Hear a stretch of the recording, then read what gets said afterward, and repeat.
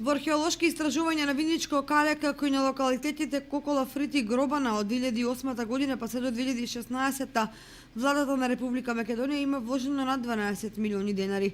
Кандидатот за пратеник од ВМРО ДПМН од Виница, Магдалена Манаскова, најави нови инвестиции следната година во конзервација и реставрација на Виничко кале.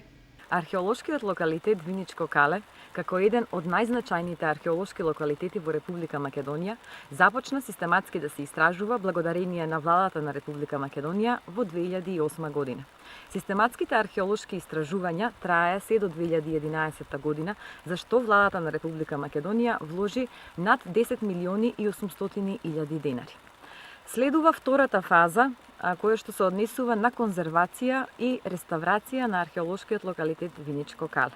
Виничкото кале во изминативе неколку години, почнувајќи од 2011 година, па се до минатата година, се работеше на план за негова реконструкција и реставрација.